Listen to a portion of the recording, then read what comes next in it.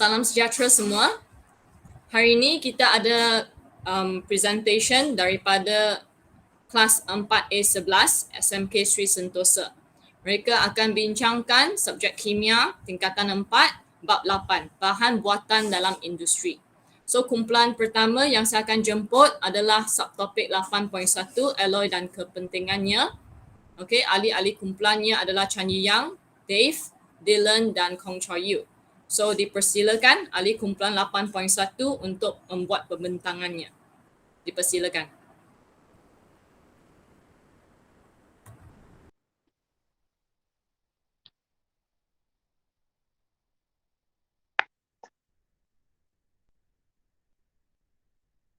Selamat sejahtera kepada cikgu dan murid-murid sekalian. Hari ini kita akan membentangkan tentang tajuk 8.1 alloy dan kepentingannya. Ahli kumpulan kita terdiri daripada Chan Yu Yang, Dylan dan Kong Choi Yu.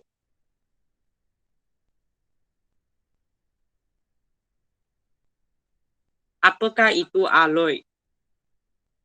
Alloy merupakan campuran dua atau lebih unsur yang mana unsur utama ialah logam. Contoh-contoh alloy dan kepentingannya. Contoh alloy ialah filter. Kepentingan filter ialah untuk membuat cendera mata. Duralumin untuk membuat badan kapal terbang. Gangsa untuk membuat pinggang. Loyang untuk membuat kunci. Keluli untuk membuat badan kereta. Dan akhir sekali keluli nikarat untuk membuat sudu dan kapur. Sekarang kita akan mempersilakan Dylan Eng untuk membentangkan slide kemudian. Terima kasih kepada Dave Raj. Sekarang saya akan membentangkan tentang perbandingan sifat alloy dengan logam tulen. Kekuatan dan kekerasan alloy adalah berdasarkan susunan zarah. Proses pengalloyan boleh membantu mencegah kakisan logam dan mengubah sifat logam tulen supaya menjadi lebih keras dan kukuh. Slide seterusnya.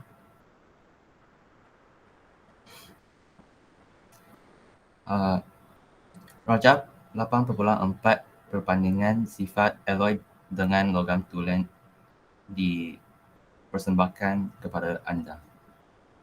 Pada permukaannya, alloy adalah berkilat.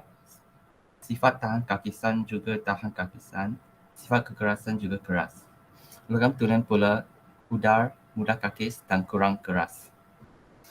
Sekarang saya akan menjemput ahli kumpulan Kong Choi Yu untuk membentang slide-slide seterusnya. Terima kasih.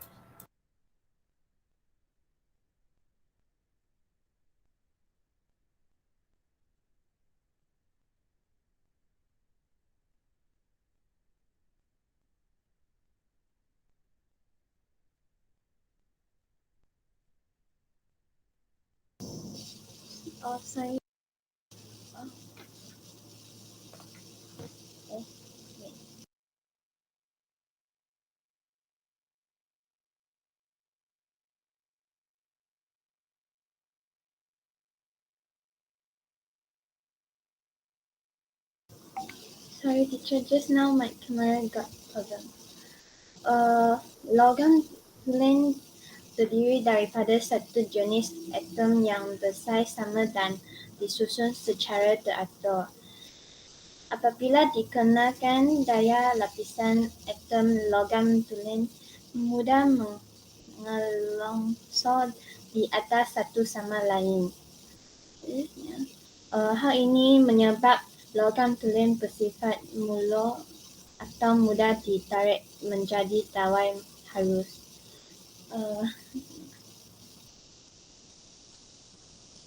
Logam tulen juga bersifat boleh bertempal atau mudah dibentuk. Terdapat beberapa ruang kosong di antara atom di dalam logam tulen. Apabila dikenakan daya, atom-atom logam akan mengelosor untuk mengisi ruang kosong dan membentuk struktur baharu.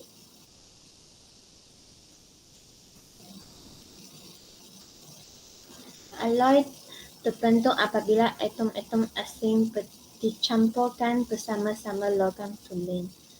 Atom-atom asing mempunyai saiz yang berlainan daripada atom logam tulen.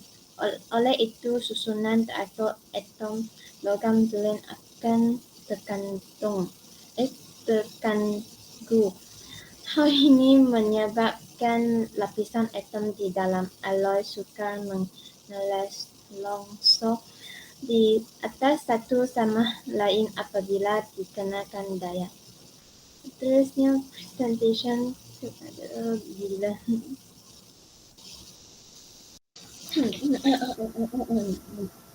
Sekarang kita akan melihat eksperimen perbandingan sifat alloy dengan logam tulen dengan YouTube.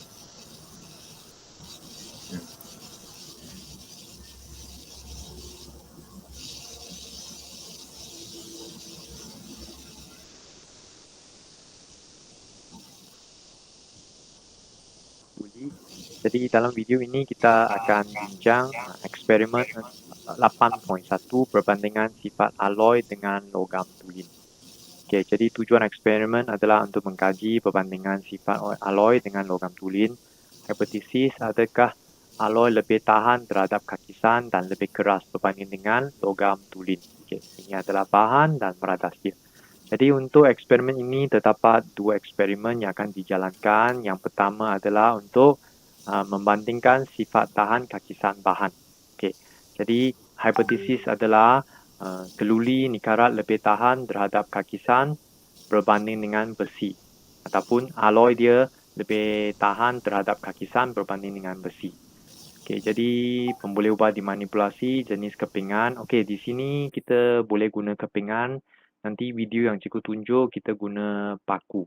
Paku keluli dengan paku besi, ataupun satu adalah paku alloy, satu adalah paku logam tulen. Okey, bergerak balas adalah kita tentukan yang manakah akan berlaku pengkaratan dahulu. Dimalahkan isi padu air dan juga saiz kepingan. Okey, prosedur murid-murid boleh baca sendiri.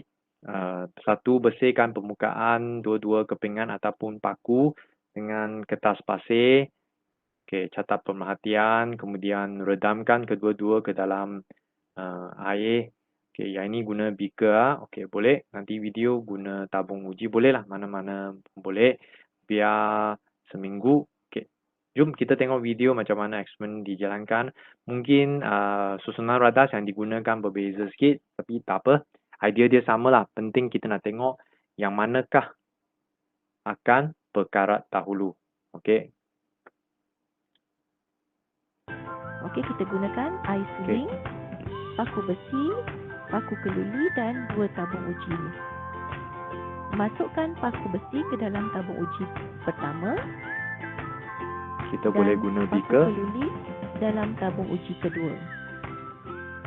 Okey, masukkan air suling pada kedua-dua tabung uji. Rendam dalam air saja. Itu saja. Kita boleh buat di dalam kelas. Okey, kemudian kita biarkan selama 1 minggu di dalam makmal secara terdedah. Okey, ini adalah pemandangan pada hari pertama. Cikgu ini Kedua-dua paku belum ada ini. perubahan warna. Ini warna pada hari kedua. Okey, paku besi kelihatan ada warna mula kurang. hari kedua mula berkarat. Paku besi mula berkarat. Paku keluli masih kekal. Tapi paku alloy, sama paku seperti keluli pada hari pertama. tiada apa-apa. Okey, nampak lapisan. Okey, ini menunjukkan bahawa paku besi telah mengalami pengkaratan ataupun kakisan. Ini bermakna paku besi tidak tahan.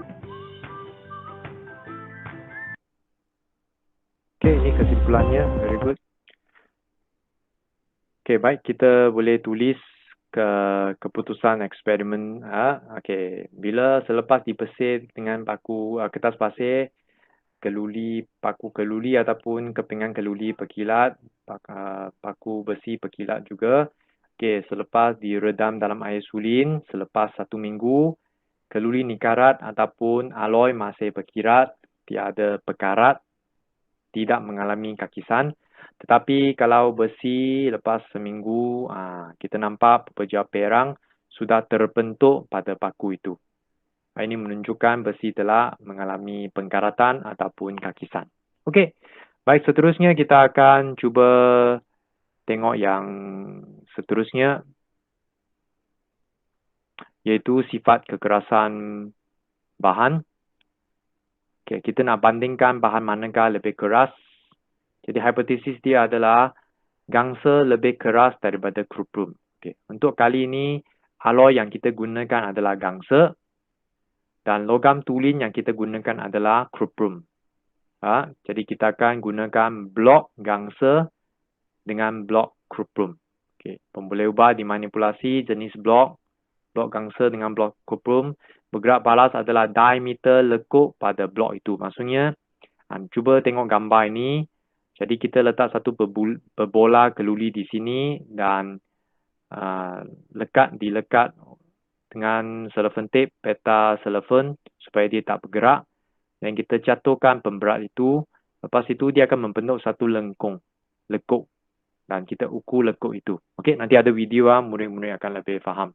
Okey, dan ini prosedur dia, letak sebiji bola keluli dan lepas itu pemberat letak di atas setinggi 50 cm.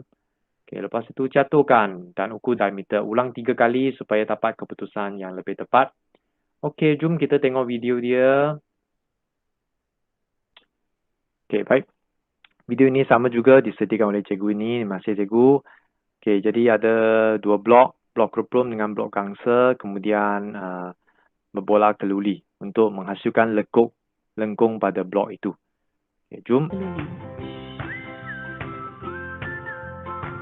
Baik, kita angkat pemberat. Okey.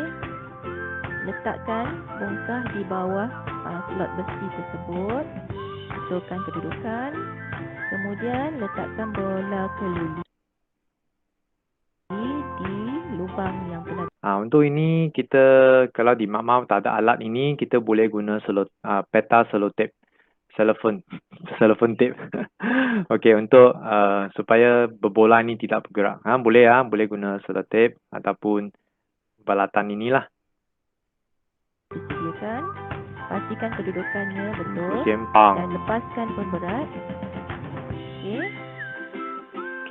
Dan catat lekuk yang dihasilkan. Kedalaman Dia akan menghasilkan satu lekuk. Nampak? Okay, ini adalah lekuk yang terhasil Yes. pada Dan itu saja, very simple experiment. Dan tukar dengan buat 3 kali, tukar dengan blok lain. Okey, lengkuk pertama, dan tukar blok lain buat 3 kali lah. Betul atau tidak? Susun tempat lain supaya menghasil lengkuk di tempat yang berbeza. Ada alat ni, cikgu ada beli. Baru beli tahun lepas, boleh buat di dalam. Tukar orang pula, tukar perempuan. Palm. Okey. Kita guna bongkah yang pertama ni bentuk lengkuk kedua. Loyang. Okey, hasil lekuk Okey. tadi. Dua lengkuk, dan buat satu lagi, 3 lengkuk dan ambil purata dia. Kita cuba hasilkan lekuk di Okey, kemudian catat diameter lengkuk. 3 mm diameter. Okey, dan tulis dalam diameter lengkuk, tulis dalam jadual yang disediakan. Lebih kecil. Okey, baik. Jadi keputusan eksperimen ini mendapati bahawa cuprum diameter dia lebih besar dan loyang ataupun gangsa boleh juga. Dia adalah aloi, diameter dia lebih kecil. Okey, ini tujuan eksperimen kita lah. Untuk tengok diameter yang mana lebih besar. Yang lebih besar itu dia logam yang kurang kuat. Okey, very good. Eksperimen yang sangat bagus. At least kita dapat satu gambaran sikit. Okey, jadi contoh kita telah guna gangsa dengan cuprum, dia guna loyang boleh lah. Tengok supplier bagi apa. Okey, kita catat bacaan dia dan lepas itu ambil purata dia. Campur 3 bahagi 3. Okey, jadi cuprum dia adalah logam tulen, jadi diameter dia lebih besar menunjukkan dia kurang kuat. Okey. So itu sajalah eksperimen untuk kali ini. Okey, perbincangan mengapa perlu dibersih dengan kertas pasir untuk menyingkirkan lapisan oksida pada permukaan kepingan dia. Bandingkan kadar kakisan. Okey, jadi kadar kakisan yang manakah lebih senang mengkakis? Jawapannya, kadar kakisan besi adalah lebih tinggi daripada kalori nikarat. Dan blok manakah menghasilkan diameter lengkuk yang lebih besar? Jawapannya blok cuprum. Kerana cuprum dia adalah kurang kuat. Jadi diameter dia lebih besar. Okay, ini hubungan ni penting, ni konsep ni penting. Apabila saiz diameter dia lebih kecil, maksudnya lengkuk itu lebih kecil, maka saiz diameter lengkuk, saiz diameter lengkuk lebih kecil, maka sifat kekerasan bahan tersebut adalah lebih tinggi. Ini penting. Okey, itu saja untuk video ini. Okey, baik. Sekian, terima kasih. Bye.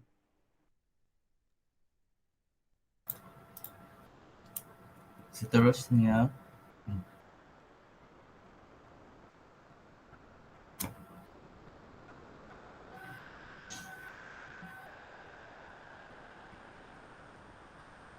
kewajaran penggunaan alloy berdasarkan komposisi dan sifat. Penggunaan alloy adalah berdasarkan komposisi dan sifat alloy yang dihasilkan. Alloy dicipta untuk tujuan tertentu. Ahli sains mengubah komposisi unsur untuk menghasilkan alloy dengan sifat yang berbeza. Sebagai contoh, kalori dan kalori nikarat berasal daripada logam tulen yang sama, iaitu besi. Namun, kedua-dua alloy ini memiliki sifat yang berlainan dan digunakan untuk tujuan yang berlainan. Sekarang saya akan menjemput ahli kumpulan Chan Yu Yang untuk membentang slide yang seterusnya.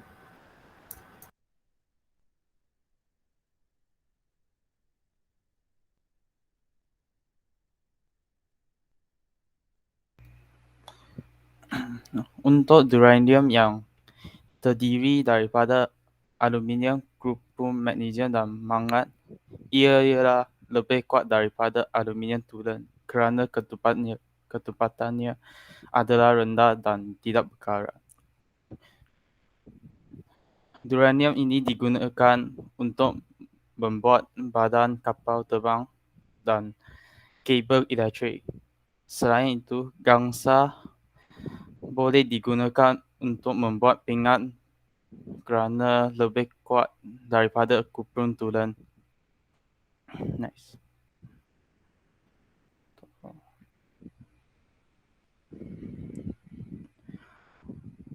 Loyang yang terdiri daripada cuprum dan zinc boleh digunakan untuk membuat alatan muzik dan kunci kerana cuprum tulen mudah berkarat dan tidak berkilat.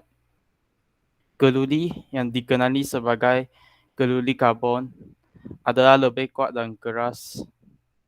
Ia ada 3 jenis kalori, iaitu kalori karbon rendah, sederhana dan tinggi. Ia ialah berdasarkan kepada karbonnya. Ia digunakan untuk membuat landasan kereta api dan badan kereta. Next.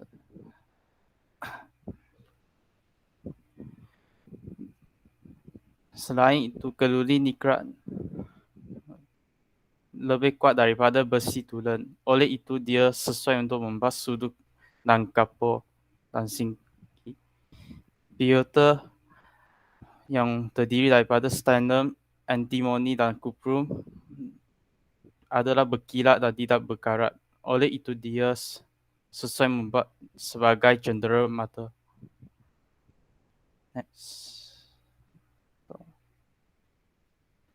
Superconductor merupakan contoh alloy yang digunakan dalam pengangkutan elektrik kerana ia tidak mempunyai rintangan elektrik pada suhu yang sangat rendah. Oleh itu, alloy ini digunakan untuk membuat magnet yang boleh mengapungkan gerapak dan menggerakkannya pada kelajuan yang sangat tinggi.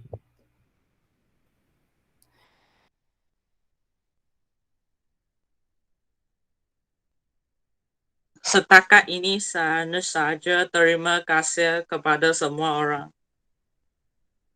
Ada sebarang pertanyaan?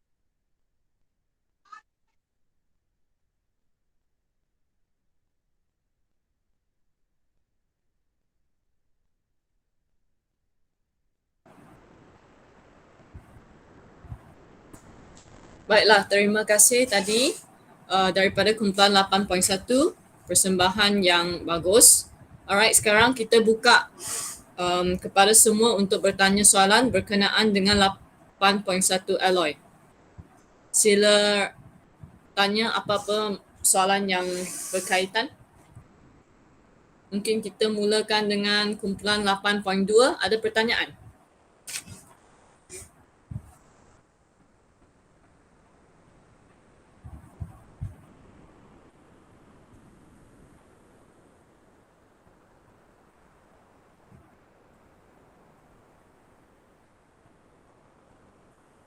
Kalau tak ada pertanyaan daripada kumpulan 8.2, cikgu akan utarakan soalan kepada 8.2 pula berkenaan dengan 8.1 tersebut.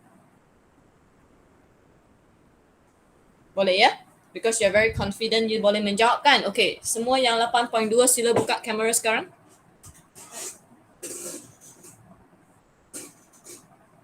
Cikgu, saya nak tanya. Boleh Yusheng. Buka kamera untuk tanya, nak tengok muka. And then saya menjemput semua ahli kumpulan 8.1 untuk buka kamera.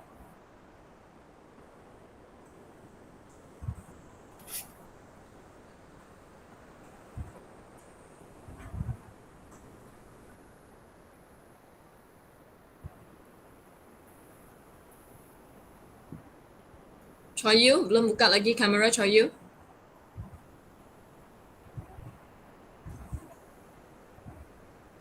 Okay, Yusheng, you boleh kemukakan soalan. Soalan saya, apa atom di dalam besi tulen disusun secara teratur dan berlapis-lapis? Apakah kesan susunan atom di dalam besi tulen kepada sifat kemuluran dan boleh tanpa logam?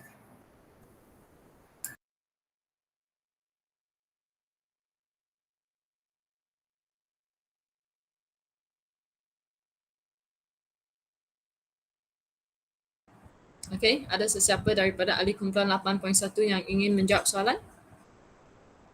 Boleh repeat tak?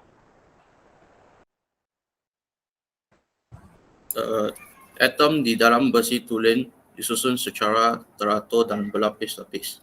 Apakah kesan susunan atom di dalam besi tulen kepada sifat kemuluran dan boleh tanpa logam?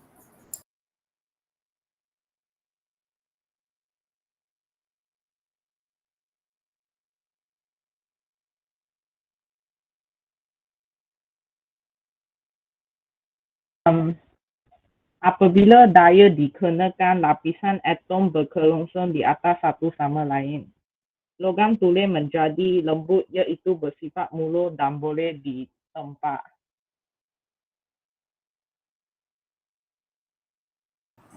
Okay, baik. Yusheng? Boleh faham. Okay, thank you. Ada pertanyaan lain? Okay, saya rasa Yusheng dah tanya suatu soalan yang sangat bagus yang cikgu akan kemukakan juga sekiranya Yusheng tak tanya. Alright, sekarang kita jemput pula kumpulan 8.3 untuk bertanya soalan. Anyone from 8.3 yang ingin bertanya soalan? Yes, teacher. I want to ask. Okay, Joel Emmanuel, sila buka kamera.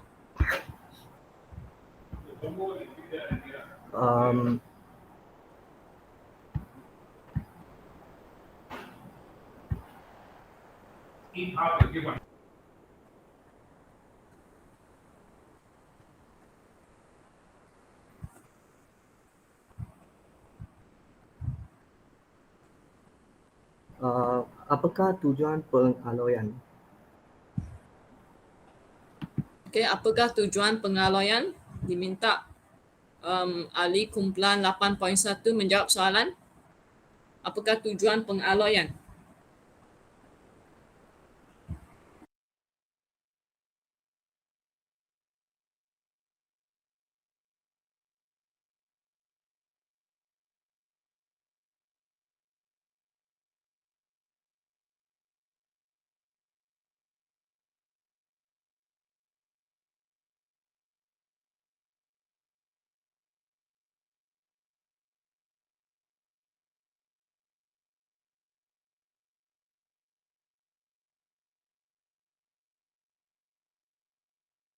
Okay, mungkin Dylan nak jawab, Dylan? Kenapa nak buat alloy? Kenapa tak kekal sebagai logam tulen? Itu soalan Joel. Kenapa kita nak buat alloy? Untuk apa? The main three things ialah apa? Alloy boleh tahan kakisan dan ia adalah keras. Dua ciri. Lagi satu ciri lagi, maybe Choyu boleh membantu. Selain daripada keras dan juga tahan kakisan, apakah kelebihan lagi untuk alloy? Ada satu lagi, Choyu.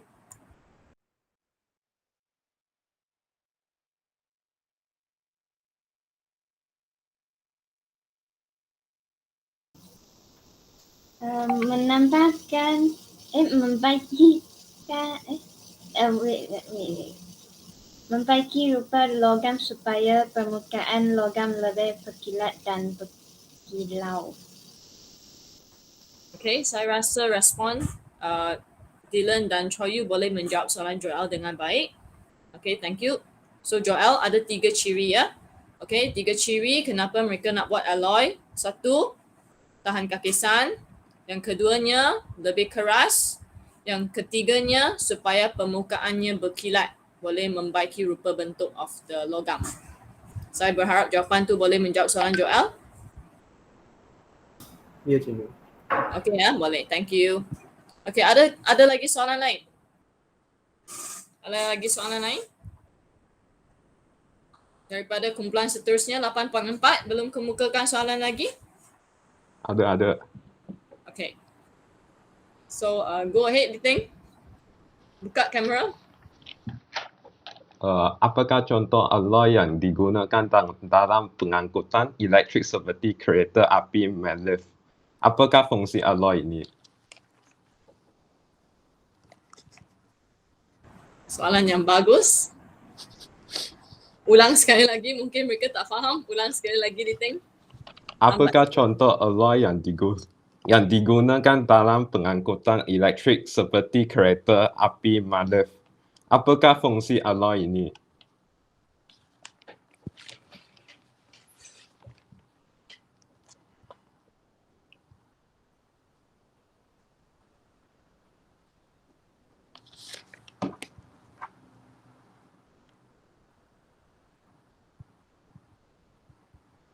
Okay, diminta respon daripada ahli kumpulan 8.1. Repeat soalan. Repeat soalan. Okay. Apakah contoh alloy yang digunakan dalam pengangkutan elektrik seperti kereta api maglev? Apakah fungsi alloy ini? Contoh alloy yang digunakan dalam kereta api maglev ialah superkonduktor. Alloy ini digunakan untuk membuat magnet yang boleh mengampunkan gerambak dan menggerakkannya pada kelajuan yang sangat tinggi. Okay, baik. Thank you, Dave. Liting, saya rasa jawapan daripada saudara Dave boleh menjawab soalan Liting kan? Okay, bagus ya. Alright. Cikgu pula nak kemukakan satu soalan yang simple. Okay, lebih simple daripada kawan-kawan yang lain. Okay, namun soalan tersebut famous. Okay, kita tahu alloy digunakan untuk pelbagai kegunaan.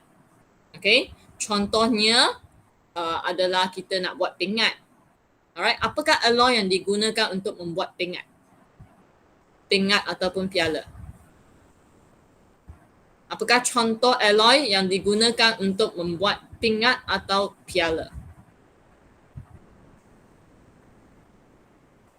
Boleh cuba jawab? Yes, sorry Dave.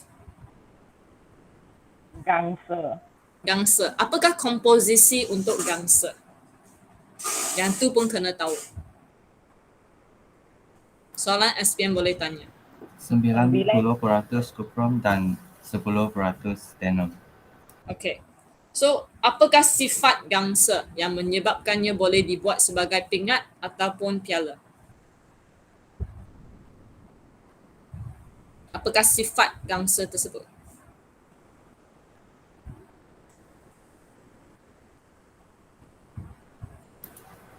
gangsa tidak berkarat. Okay, tidak berkarat. Lagi?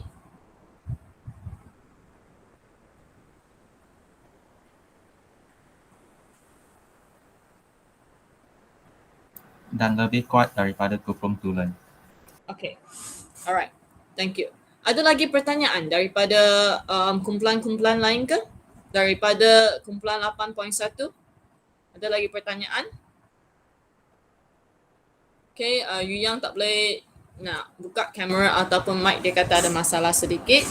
So, nanti kalau dia punya mic dan kamera dah okay, mungkin dia akan kemukakan soalan untuk kumpulan seterusnya. Alright. So, terima kasih banyak-banyak kepada kumpulan 8.1. Cikgu nak tangkap satu gambar. Tolong buka kamera semula. Okay, I'm going to print screen. Please look at your own camera and smile. 1, 2, 3. Okay, sudah.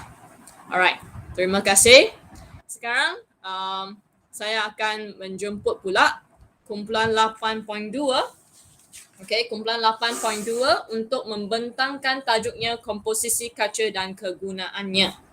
Dijemput ahli-ahli kumpulan daripada kumpulan 8.2 iaitu Fong Kai Wing, Janelle Adorani, Kartikeyan dan juga Ong Liu Sheng. Okay, dipersilakan.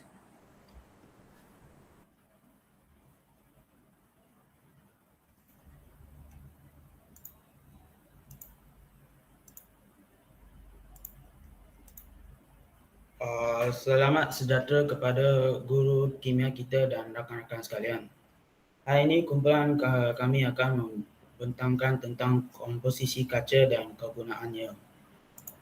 Dalam pembentangan ini, kami akan membincangkan tentang apakah itu kaca, sifat asas kaca dan jenis kaca dan kegunaannya. Apakah itu kaca? Kaca dihasilkan apabila silika yang lakur disejukkan dengan cepat.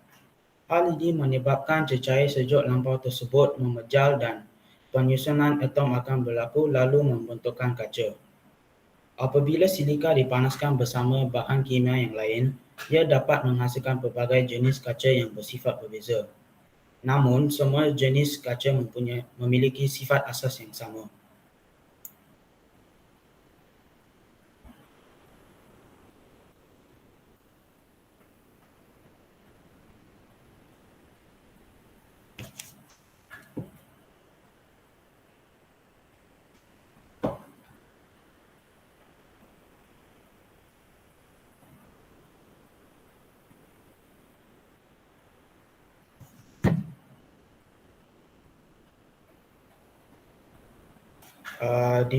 Dipersilakan Fong Kai Wing untuk membentangkan tentang sifat asas kaca.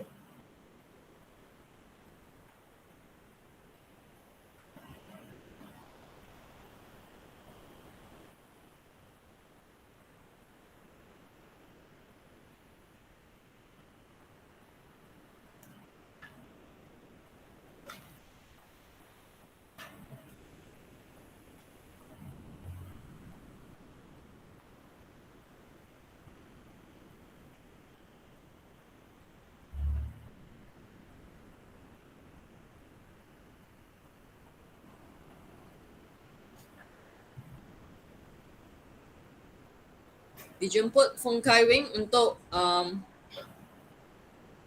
mempersembahkan slide ni.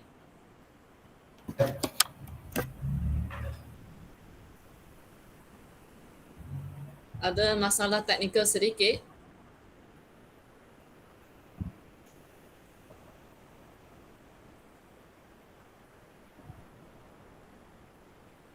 Sifat asas kaca dibahagikan kepada 6 sifat, iaitu keras tetapi rapuh, lengai secara kimia, lut sinar, kalis air, penebat haba dan penebat elektrik. Akhir sekali ialah jenis kaca dan kegunaannya. Jenis kaca yang pertama ialah kaca silika telakur. Kaca silika telakur dihasilkan daripada silika tanpa campuran bahan kimia yang lain. Komposisinya ialah 99% silika dan 1% lain-lain yang mempunyai takat lebur yang tinggi iaitu 1800 darjah Celsius. Ia tidak mengecut dan mengembang di bawah perubahan suhu yang besar. Kaca silika telakur sesuai digunakan untuk membuat kantor teleskop, cermin mata, alat radar makmal dan tulus ultra ungu.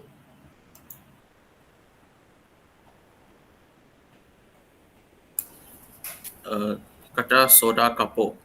Kaca soda kapur dihasilkan daripada silika, soda, karbonat dan batu kapur.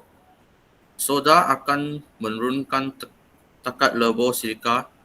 Oleh itu, kaca soda kapur mempunyai takat lebur yang rendah sekitar 1000 Celsius. Kaca ini mudah dibentuk dan sesuai digunakan untuk membuat bekas kaca seperti botol dan jug. Namun begitu, kaca ini tidak tahan terhadap haba dan mudah retak apabila dikenakan perubahan suhu yang mendadak. Dipersediakan General Odor untuk membentangkan. Seterusnya ialah kaca borosilikat. Kaca borosilikat dihasilkan daripada silika, soda, batu kapur, boron oksida dan aluminium oksida. Ia mempunyai rintangan yang tinggi terhadap haba. Bekali pengembangan yang rendah menyebabkan peralatan kaca tidak mudah retak akibat dikenakan tegangan termal. Oleh sebab rintangan yang tinggi terhadap haba, ia adalah sesuai untuk membuat alat radar makmal dan perkakas memasak. Komposisinya ialah 80% silikon, 4% natrium karbonat, 13% boron oksida dan 2% aluminium oksida.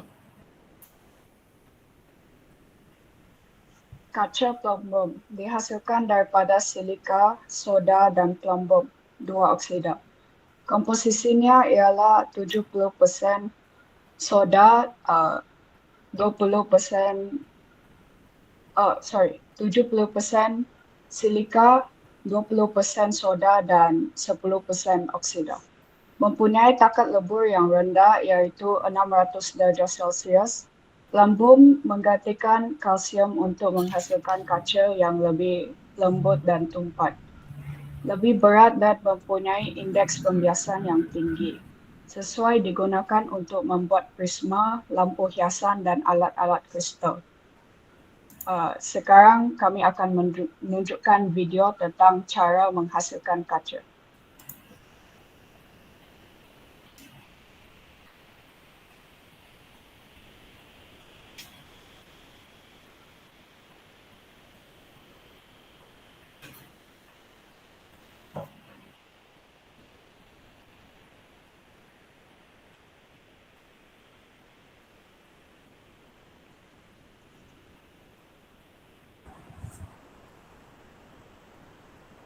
Okay, maaf kerana mengganggu. Boleh saya bertanya sama ada video ni sepatutnya ada suara ke tiada suara? Just background music. Background music. So dia tak akan ada penerangan? Tak ada. Tak ada. Boleh you terangkan sambil dia tunjuk gambar aja? Oh, ya ada tunjuk perkataan. Yeah, mungkin some of you read while the thing is showing the presentation. Kamu boleh bacakan apa yang ditulis di situ. Because no background music, no speaking, just tengok video. Tak sesuai. Boleh ulang lagi video tersebut? Lepas tu somebody please read out. Thank you. How glass is made.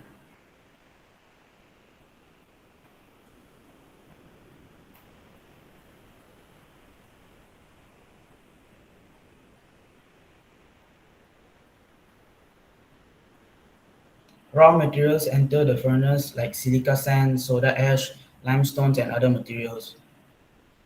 Raw materials are heated to produce molten glass in the main furnace, which is 2900 Fahrenheit.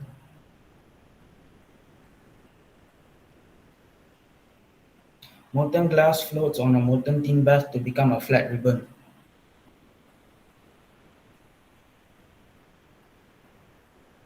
Top gears control glass speed and thickness. The ribbon glass exits at 1100 Fahrenheit. Controlled cooling in the layer produces annealed glass.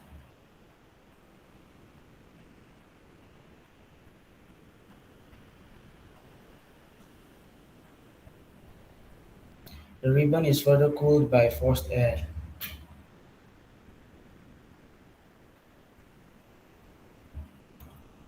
Scanners identify imperfections to be discarded.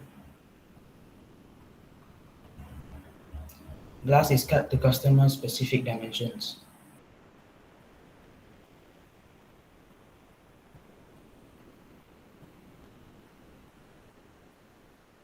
Sheets of glass are packed by robotic arms.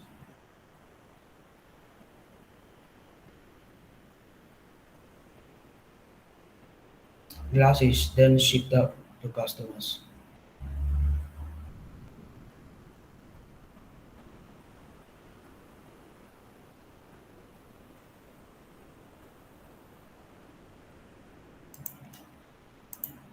Sekian, terima kasih.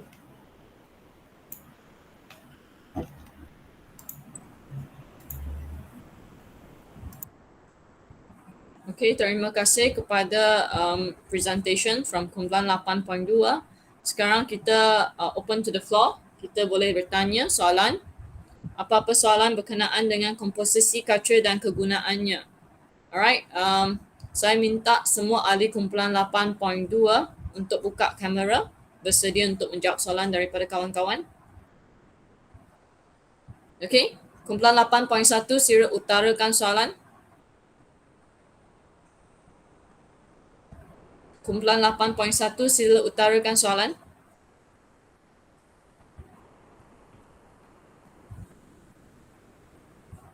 Saya ada soalan. Okay, Dave, soalan anda. Salah satu sifat asas kaca ialah lenggai secara kimia. Apakah maksud lenggai secara kimia? Okay, apakah maksud lengai secara kimia? Minta ahli kumpulan 8.2 untuk menjawab.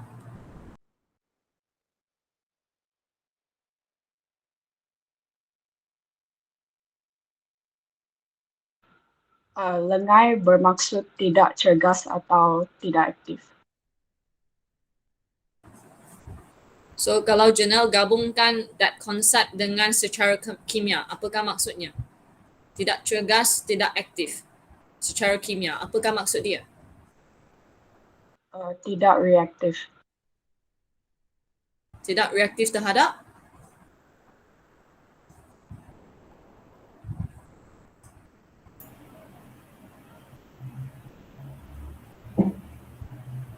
Tidak reaktif terhadap bahan-bahan apa?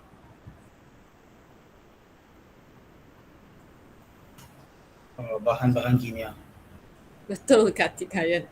Alright. So, lengai secara kimia maksudnya dia tidak reaktif terhadap bahan-bahan kimia. That's why kita boleh muatkan bahan macam asid, alkali dalam gelas botol. Botol-botol gelas. Boleh faham? Kaca. Okay, kita tak masukkan dalam plastik. Okay, kita akan masukkan dalam botol-botol kaca kerana dia lengai secara kimia. Okay, Dave, saya rasa soalan anda dijawab. Okay, telah dijawab ya. Alright. Terima kasih. Okay, sama-sama. Sama-sama, bukan saya yang menjawab. Janelle yang menjawab kan? Alright. So, kita continue dengan next question from kumpulan 8.3. Sila utarakan soalan anda. Ahli kumpulan 8.3. And where's Fong Kai Wing? Fong Kai Wing? Where are you?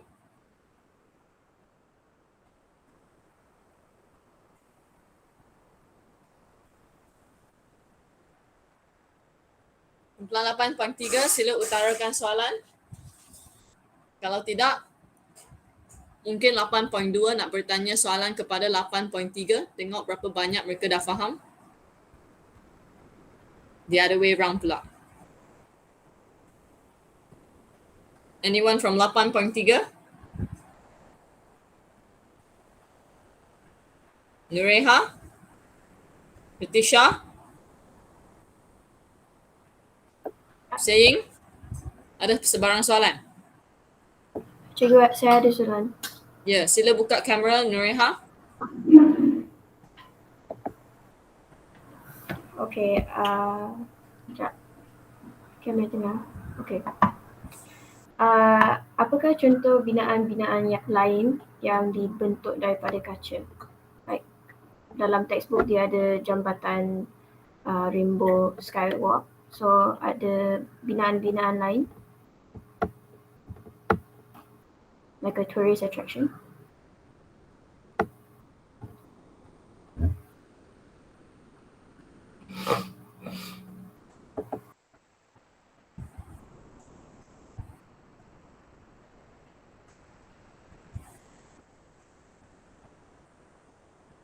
Ada yang nak jawab soalan tersebut?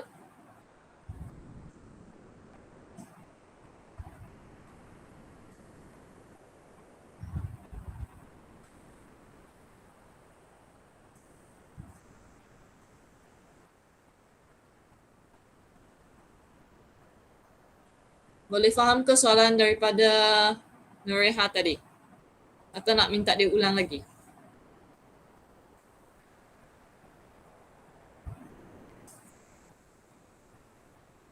8.2.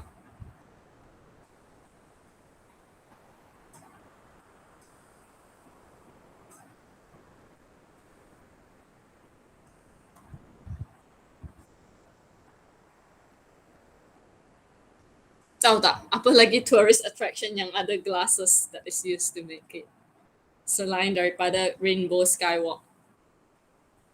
But then that is Teacher, usually it's just bridges, a lot of bridges that are glass, so you can see from the bottom. Yes. Okay, biasanya jambatan-jambatan lah, right? So that you can have a nice lookout point. Tapi saya rasa soalan tersebut more on geographical side or common knowledge ya. Tak berapa on the glass part, Nureha. A bit unfair for them. Okay. Sorry, teacher. Based on glass properties, menjurus lebih kepada sifat kaca mungkin. Then they can answer better on that aspect.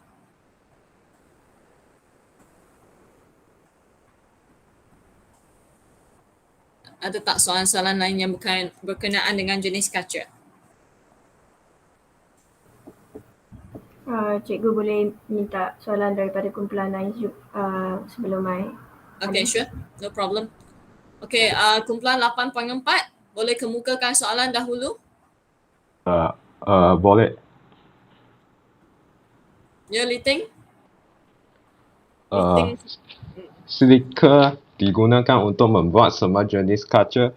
Nyatakan jenis kaca yang dibuat daripada silika sahaja. Kaca silika telako. Betul. Thank you. Oh, dia sendiri ada jawapan, dia saja nak tanya. Okay. Okay, soalan yang bagus, jawapan yang tepat. Okay, apakah because semua jenis kaca diperbuat daripada silika. Okay, macam yang Liting kata, semua jenis kaca diperbuat daripada silika. So, yang hanya silika sahaja ialah kaca silika telako. Betul lah? Okay, cikgu nak tanya soalan pula. Now, di makmal kita, selalu kita akan melibatkan pemanasan. Okay, kita akan melibatkan pemanasan. So, biasanya kita kata tabung didih lah yang kita boleh guna untuk panaskan. So, apakah kaca yang sesuai untuk membuat tabung didih? Kaca borosilikat. Okay, Yusheng kata kaca borosilikat. Betul. Boleh saya tahu mengapa? Mengapakah kaca borosilikat sesuai untuk buat radas-radas magma seperti tabung didih? Kerana sifat rintangannya terhadap haba. Okay, lagi? Selain sifat rintangannya terhadap haba, ada lagi satu poin yang sangat penting. Pekali pengembangan yang rendah. Okay, so apakah itu pekali pengembangan yang rendah? Apakah maksud dia? Mungkin ada kawan-kawan yang tak faham.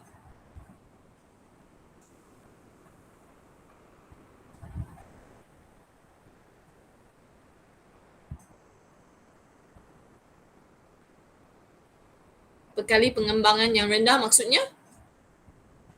Kalau you panaskan and then you sejukkan dengan cepat, macam mana? Kaca tidak akan mengembang atau mengecut. Okay, tak akan Bentuk mengembang. dia akan sama. Bentuk dia sama. That's not the point. Bukan bentuk dia sama. Pekali pengembangan yang rendah maksudnya apa? Kalau dia panas dan sejuk dengan cepat, apa yang kita tak nak berlaku sebenarnya Kak Makmal? Retak.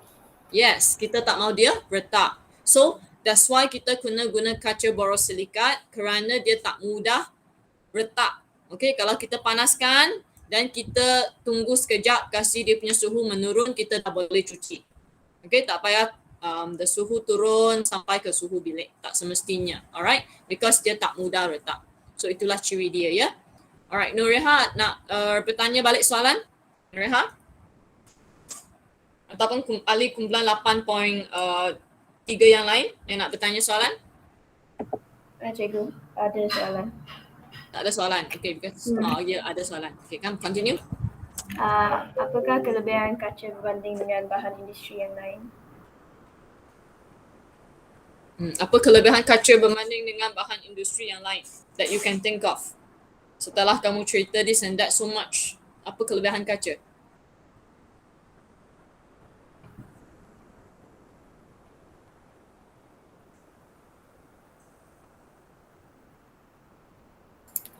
Boleh membuat banyak binaan atau boleh buat teleskop dan bika atau botol dan banyaknya. Okay, boleh diterima. So, ciri utamanya adalah berbanding dengan bahan. Ciri utamanya adalah apa? The main thing about glass.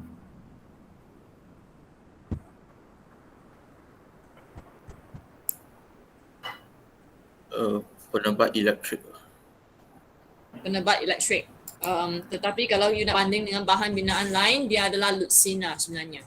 Okay, most of the things are legap. Okay, so kaca punya kelebihan is transparent. Dia lutsina. Okay. Now, okay, boleh? So, terima kasih kepada kumpulan 8.2. Thank you very much. Buka kamera, saya nak tangkap satu gambar. Kata Kayen.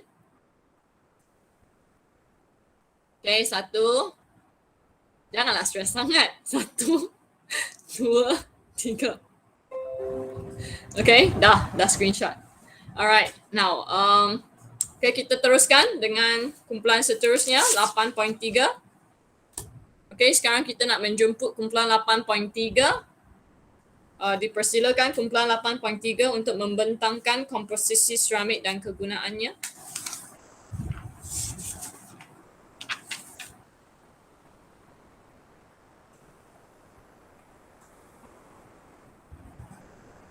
Okay, dijemput ahli-ahli kumpulannya. Kumpulan 8.3, Joel Emmanuel, Nureha, Pritisha, and Beck Sieying.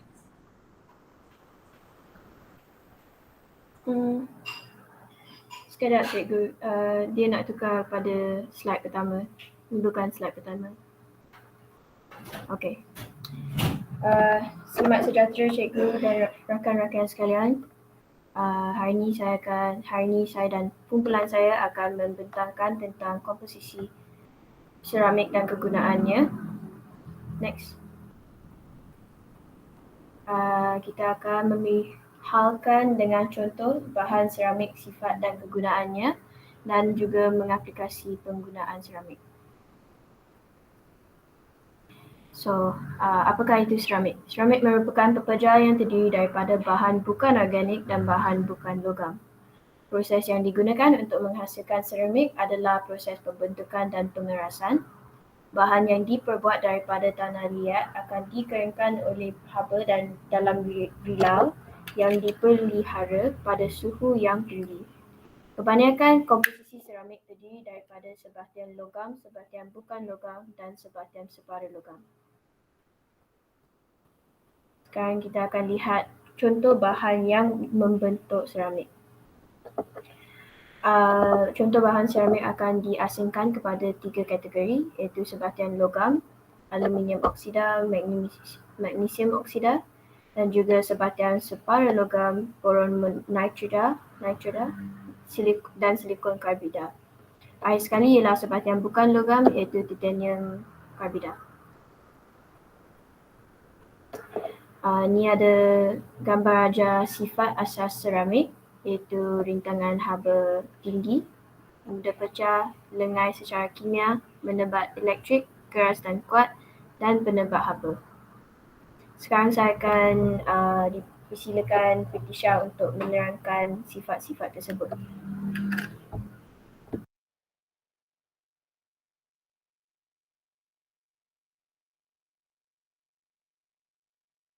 Fetisha, your mic. Sorry, saya akan continue dengan sifat asas seramik.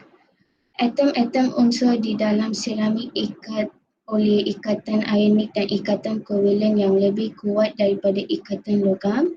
Oleh itu, bahan seramik adalah lebih kuat daripada logam.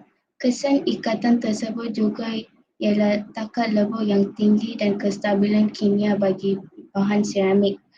Ikatan ionik dan kovalen dalam bahan seramik juga mengakibatkan zarah-zarah tidak mudah untuk menggelengsor antara satu sama lain.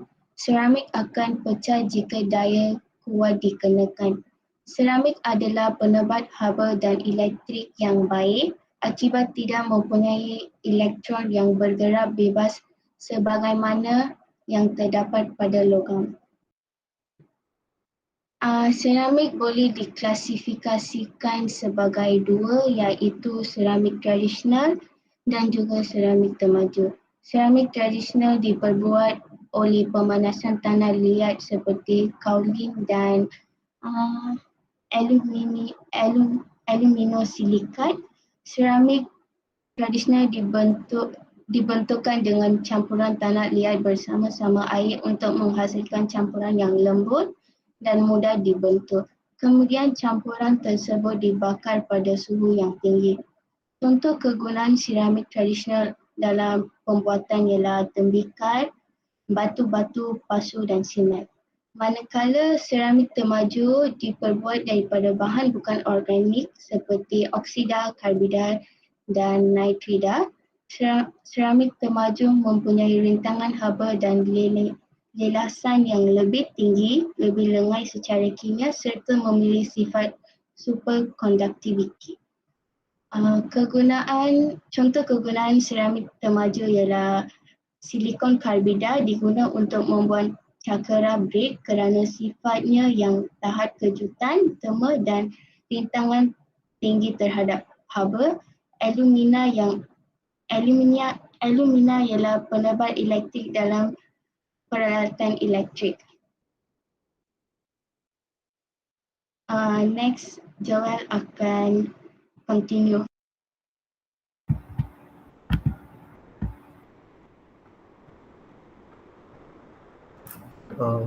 Aplikasi penggunaan seramik. Contoh aplikasi penggunaan seramik dalam perubatan ialah seramik zirconia, digunakan dalam implan gigi. Seterusnya ialah seramik alumina, digunakan dalam pembuatan tulang lutut. Selain itu ialah seramik digunakan di dalam mesin pengimejan resonance magnetic MRI kerana memiliki sifat superconductivity.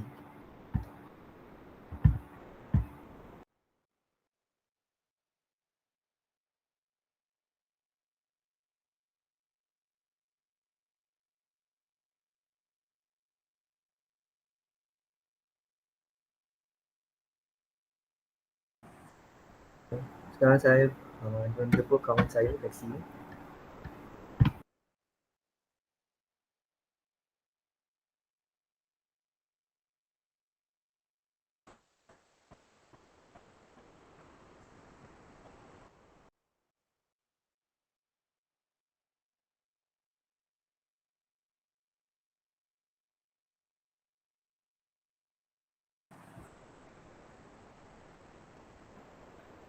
Ya, Lexing boleh continue presentation.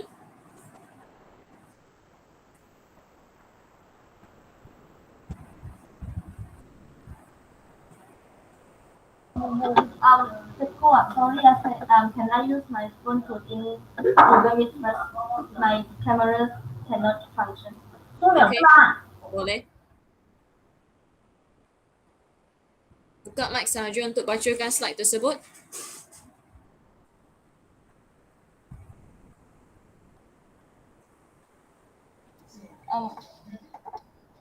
Pengangkutan komponen enjin di dalam kapal terbang jet diperbuat daripada seramik. Di samping itu, penjagaan tenaga. Seramik digunakan sebagai bahan penebat elektrik di kawasan yang mempunyai voltan yang tinggi seperti di kawasan stesen Ghana Coastal. Next.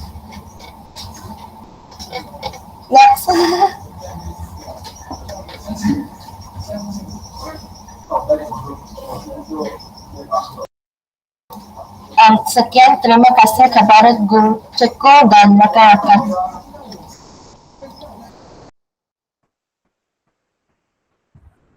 Okey, baik. Terima kasih untuk presentation daripada kumpulan 8.3. Diminta semua ahli kumpulan 8.3 untuk buka kamera, bersedia untuk menjawab soalan daripada kawan-kawan anda.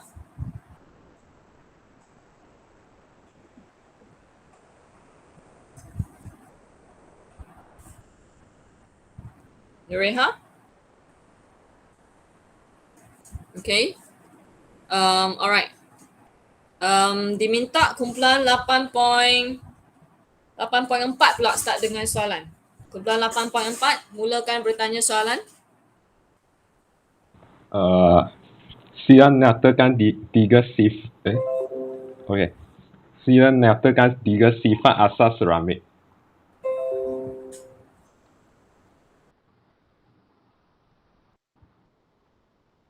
Sila nyatakan 3 sifat asas seramik. Rintangan haba tinggi, mudah pecah dan penebat haba. Okay, bagus. Jawapan yang tepat. Okay, 3 sifat asas tersebut. Jumlahnya ada 6. Mungkin saya nak minta ahli kumpulan yang lain untuk sebutkan ke-6 sifat asas seramik tersebut.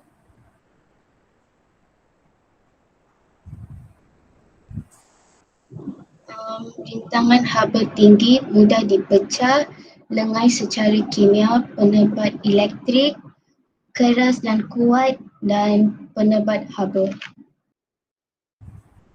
Okey, baik. Terima kasih. Sekarang saya minta pula kumpulan 8.1 untuk utarakan soalan.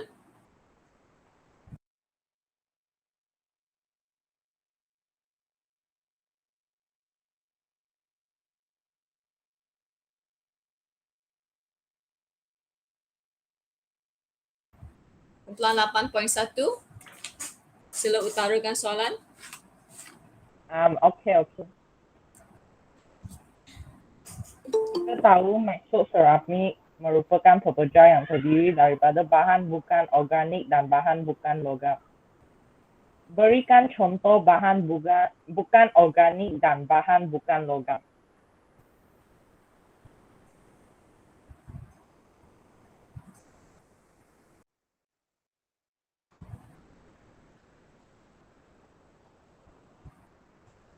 Boleh faham pertanyaan Dave? Atau nak minta dia ulang?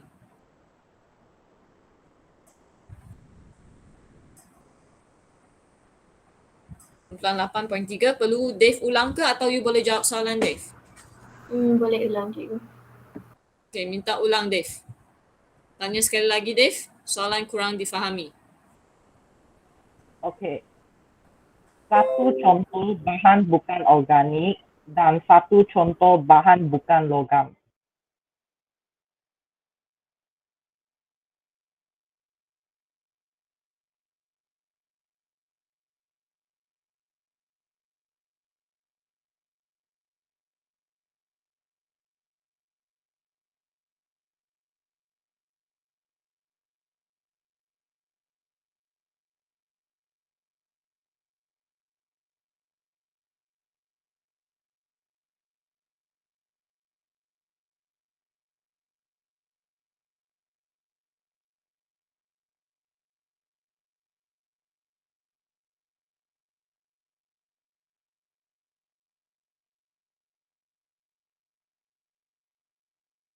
Boleh tak faham soalan daripada Dave tadi?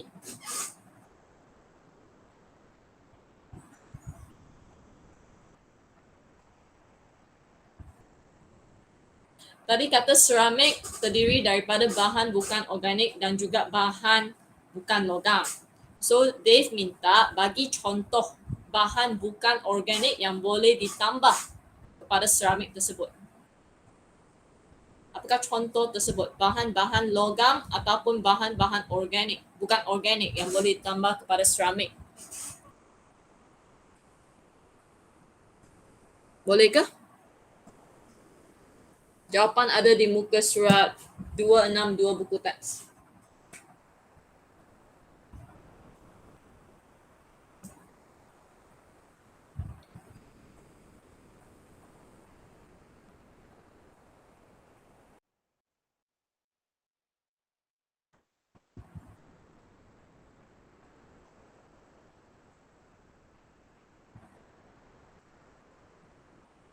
Jumpa tak jawapan? Buku teks muka surat 262.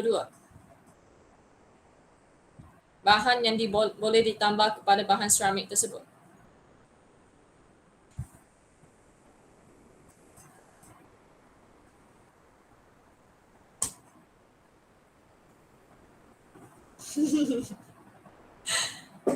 Tak jumpa?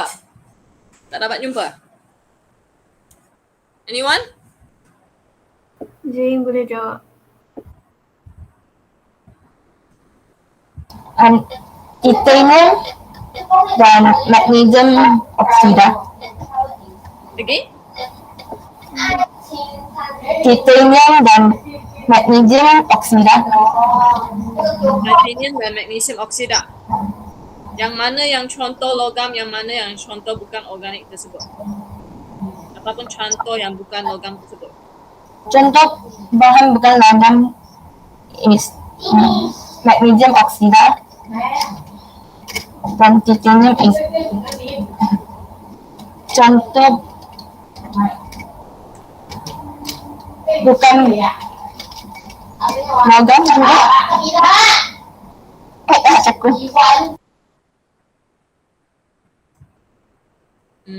Mungkin cikgu kurang jelas. Boleh tak ahli kumpulannya membantu? Apakah bahan tersebut?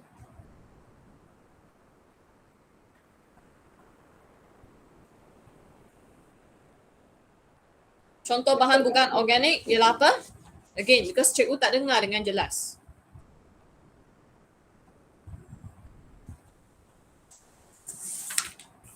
Kita ada kelas seterusnya, cepat. Dah 11.33 sekarang. Sebatian bukan logam ialah titanium karbida, sebatian logam ialah aluminium oksida dan itu je. Okay, so tadi Dave sebenarnya tanya bahan bukan organik. Kalau bahan bukan organik, sebatian logam pun kira bahan bukan organik ya, Dave. Alright, so rasanya Pritisha dah jawab soalan. Aluminium oksida, sebatian logam yang bukan organik. Okay, boleh ditambah kepada seramik. Ataupun sebatian bukan logam seperti titanium karbida yang boleh ditambah kepada seramik. Okay, alright, saya rasa masa tidak mengizinkan. Alright, sekarang dah 11.34. Okay, so kalau kumpulan 8.2 ada soalan seterusnya. A short one, quickly. Cepat sikit. Short and sharp, ada?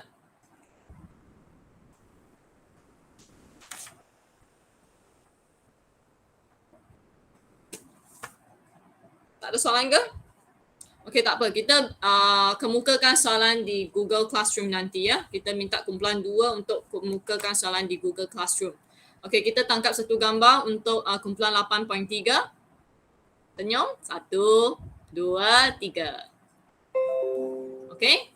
Now, okay. So, terima kasih kepada semua kumpulan yang telah membentangkan bab 8 ni, 8.1 hingga 8.3. Penjelasan yang bagus. Cikgu rasa bagus. Okay, well prepared. Slide PowerPoint pun jelas. Video yang kamu tunjuk pun berkenaan dengan topik yang kamu bentangkan. So, bagus. Good effort.